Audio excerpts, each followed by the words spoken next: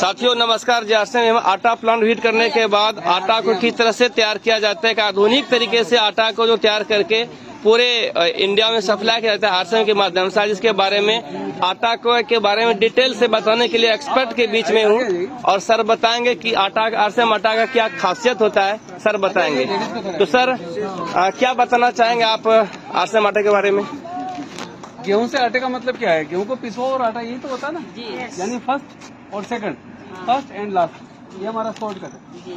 RCM shortcut नहीं होती, RCM इस प्रोसेस से आटा बनाते हैं। अब इस प्रोसेस में क्या होता है मैं आपको, गेहूं में दो प्रकार की इम्प्योरिटी होती है, ऑर्गेनिक इम्प्योरिटी और नॉन ऑर्गेनिक। ऑर्गेनिक इम्प्योरिटी का मतलब गेहूं के पौधे के डंठल वगैरह आ गए, कच्चे गेहूं जिनको थोते गेहूं बोलते हैं, अध पके गेहूं जिनमें गेहूं में कोई न्यूट्रिशन वगैरह नहीं होता, कोई गेहूं टूट जाता है उसकी बाली की हस्क, इनको अलग से निकाल लिया जाता है। अब आपका आता है नॉन ऑर्गेनिक इम्प्योरिटी, जिसमें कंकर पत्थर मिट्टी वगैरह निकाल ली जाती है। इस प्रोसेस में एक मडबोल होती है, मिट्टी की डली, वो खेतों में पौधों की जड़ों के साथ में आ जाती है, वो इस प्रोसेस से नहीं निकल पाती है, क्योंकि इस मिट्टी की डली की जो डेंसिटी होती है गेहूं के बराबर होती है। तो मशीनें क्या करती है, उसको एक्सेप्ट कर लेती है, उसको रिमूव नहीं करती है। उसको निकालने के लिए गेहूं की रबिंग होती है, रबिंग करने से मिट्टी की डली टूट जाती है और डस्ट में बदल जाती है, तो डस्ट को अलग से निकाल लिया जाता है। गेहूं आपका बिल्कुल साफ सुथरा हो गया। परंतु गेहूं के बीच में एक डीप लाइन होती है, गेहूं देखा होगा डीप लाइन होती है, उस डीप लाइन में जो ये डस्ट होती है वो आके ऐसे अटक जाती है। उसको निकालने के लिए हम गेहूं को एक नीडल मशीन में डालते हैं। नीडल मशीन में जब गेहूं रोटेट होता है तो नीडल क्या करेगी, जब भी इसके कांटेक्ट में आती है तो इसको यहाँ से झाड़ के ये इस प्रकार का निकाल लेती है। ये दोनों में कलर डिफरेंस इसी बात है, मडबोल की का कलर है और ये इसका जड़ा हुआ कलर है। गेहूं आपका पूरी तरह से साफ सुथरा हो गया। लेकिन गेहूं आपका स्टोर कहाँ था? मंडियों में था, वेयर हाउस में, किसान के घर पे, व्यापारी के घर पे, यही तो था ना। तो वहाँ किसी ने चूहों की चौकीदारी की क्या? नहीं। तो चूहे ने अपनी गंदगी कहाँ फैलाई? गेहूं में। कोई पक्षी आया यहाँ से दाना उठाया, यहीं पे बीट कर गया, गंदगी कहाँ है? कोई पल्लेदार जाएगा, जूते खोल के जाएगा, जूते पहन के जाएगा, जूते पहन के जाएगा, तो गली मोहल्ले की गंदगी जूतों में और जूते की गंदगी गेहूं में। मंडियों में बड़े बड़े ढेर होते हैं, रात को चौकीदार सो जाता है, उस ढेर के ऊपर कुत्ते बिल्ली घूमते हैं। आपको बुरा तो लगेगा लेकिन वास्तविकता है ना। तो कुत्ते बिल्ली अपनी गंदगी कहाँ करेंगे? गेहूं में। यानी गेहूं आपका दूषित हो गया है, इसको साफ करने की कोई मशीन भी नहीं है, इस गंदगी को साफ करने की कोई मशीन नहीं है। गेहूं आपका दूषित हो गया, हमारे पास सिर्फ एक ऑप्शन है, पानी। पानी में गेहूं को धो के गंदे पानी को ड्रेन कर लिया जाता है, साफ सुथरा गेहूं हम उसको स्टोर कर देते हैं 8 घंटे के लिए। 8 घंटे तक स्टोर इसलिए करते हैं, यदि किसी सीड में एक बार पानी लग जाए तो सीड अपने आप में जर्मिनेशन करता है, कोई भी सीड जर्मिनेशन करेगा। तो गेहूं भी क्या करेगा, 8 घंटे के अंदर अपना जर्मिनेशन का प्रोसेस स्टार्ट करेगा। तो उस प्रोसेस में क्या करेगा, गेहूं एनवायरमेंट से नाइट्रोजन लेगा और अपने आप में फोलिक एसिड बनेगा। जब 8 घंटे के बाद में जब इसका जर्मिनेशन का काम पूरा हो चुका होता है तो हम इसको ग्राइंडिंग के लिए भेज देते हैं। ये ग्राइंडिंग का टॉप है और ये है बॉटम।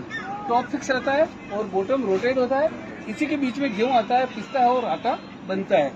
ये जो बीच में होल नजर आया, इसमें गेहूं और एयर आती है और यहाँ से आटा और एयर बाहर निकलती है। जब कंप्लीट एयर गेहूं के साथ में आएगी और आटे के साथ एयर बाहर निकलेगी तो आपका कोल्ड प्रोसेस से आटा बनना स्टार्ट हो गया, क्योंकि इस रबिंग के दौरान जो भी गर्मी बनती है उसको हवा उसको ठंडा कर देती है। तो यानी कोल्ड प्रोसेस से यानी आपको रूम टेम्परेचर पे आटा मिल गया। इससे आटे का कोई भी न्यूट्रिशन लॉस भी नहीं हो रहा है, आपका आटा पूरी तरह से साफ सुथरा होकर बन गया। कोई आपको कंफ्यूजन यहाँ तक नहीं। आपने कोई गलती तो नहीं की? गलती कर दी आपने गलती क्या की? ये देखो आप स्टोन पे लेके छोटे छोटे खड्डे नजर आ रहे हैं, खड्डे नजर आ रहे हैं। तो ये स्टोन की रबिंग हुई तो ये स्टोन घिसा कि नहीं घिसा? पत्थर घिसा है तो इसकी डस्ट बनी होगी, इसकी डस्ट बनी होगी पत्थर की घिसावट। तो वो कहाँ गई? आटे में आ गई। तो आपने इतना सब कुछ निकाला, आटे में क्या डाला आपने? फिर पत्थर डाल दिया। फिर निकालो इसको, निकालना तो पड़ेगा ना। चलो अब इस पत्थर पे इसकी नेचर पे आ जाएगी। जो आपको ये पत्थर नजर आ रहा है, ये पत्थर नहीं है, एक सैंड है। क्या है? सैंड, रेत। रेत कौन सी है? जिस रेत में आयरन की मात्रा यानी लोह तत्व है, वो वाली रेत को हमने सेलेक्ट किया और उसी को कंप्रेस करके पत्थर बनाया है। यदि इस रेत में लोह तत्व है तो इसकी डस्ट में भी तो लोह तत्व होगा, है ना। तो उस लोह तत्व को निकालने के लिए सबसे अच्छा तरीका है मैग्नेट, चुंबक, है ना। तो यहाँ से जो भी आटा निकलता है हम उसको मैग्नेटिक फील्ड से निकालते हैं। मैग्नेटिक फील्ड क्या होता है?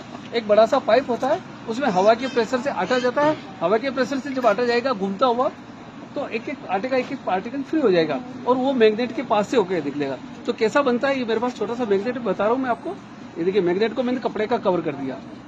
ऐसा ही मैग्नेट कपड़े के कवर में रहता है, इस प्रकार से बड़ा होता है, उस पाइप के बीच में होता है। जब आटा घूमता हुआ एक एक पार्टिकल घूमता हुआ जाएगा और इसके पास से निकलेगा, तो ये इसकी डस्ट को क्या करेगा, मैग्नेट क्या करेगा, खींच लेगा, अपने आप खींच लेगा और बाकी के आटे को फ्री कर देगा। तो ये प्रोडक्शन हुआ था, दोनों साथ में थे, यहाँ से जब पिसाई हुई थी दोनों साथ में थे, लेकिन मैग्नेट ने इसको तो छोड़ दिया और इसको मैग्नेट ने पकड़ लिया।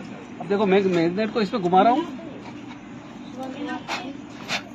कुछ भी नहीं है।